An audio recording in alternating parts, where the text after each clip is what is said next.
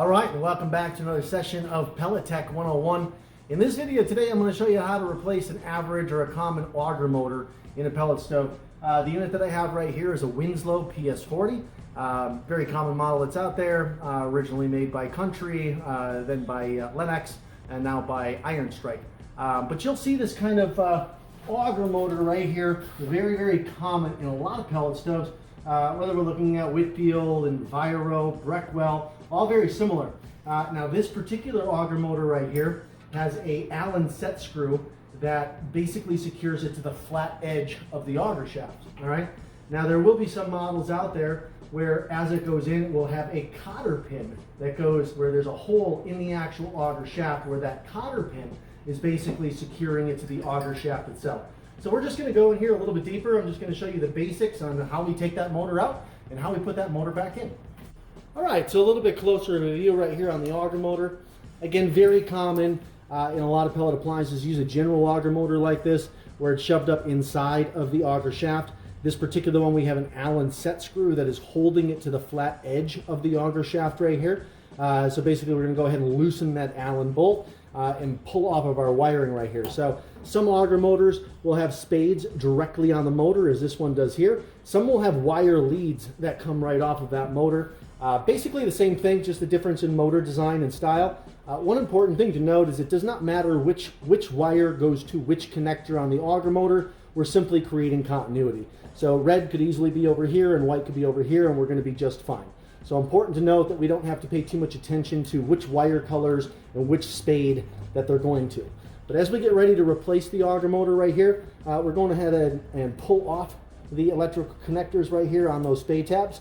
And I'm going to go ahead and I'm going to loosen up this Allen screw right here. Now this one was a little bit tight in there, so I did put a little bit of WD-40. I let that soak for about 30 minutes, and then I was able to crack that loose. This particular one uses a 5/32 Allen wrench. Again, it'll be a slight variance depending on the make and model. But as we go ahead and loosen it up, I have my hand right underneath the auger motor, because generally speaking, as we loosen that up, it's just going to fall right up, just like that. So there is our auger motor.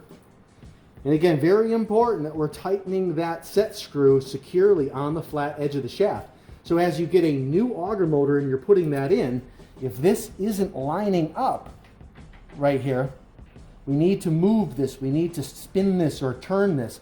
Again, if you have a hopper that's full of pellets or full of fuel, you may need to empty that out so that you can turn this to where it needs to be, so that the new auger motor, as you put that in, is going to line up right on the flat edge of that shaft. So we're going to go ahead and we're going to pop this back in there. And I just always like to kind of get down eye level with it here.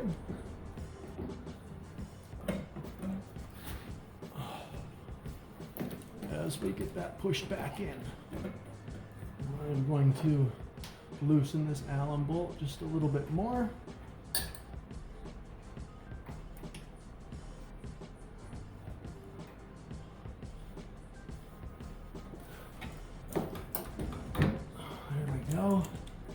And you'll feel the stop point. Again, a lot of these auger motors will have a bracket like this where it's a stop point. If yours doesn't have a bracket like this, it's basically going to shove all the way up till it stops. Put some pressure on it, hold it there as we go ahead and we tighten that set screw back down on the flat edge of that shaft.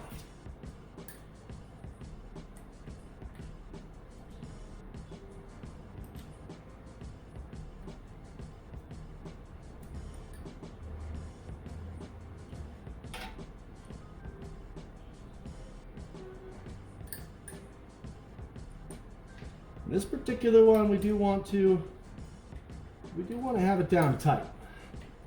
We want to make sure that it can't budge off of there. So we generally will do a little bit more cranking on this than we would do with some of the other components. Just like that, nice and tight. There we go. And again, we're just going to go ahead and put our lead wires back on the spades right there. That's it. That's a general overview on replacing an auger feed motor inside a common pellet stove. Any questions, comments, challenges that you're seeing with your particular auger motor and stove, feel free to leave us a comment down below in the video here. Always happy to help, and we look forward to seeing you for the next video. Thanks so much.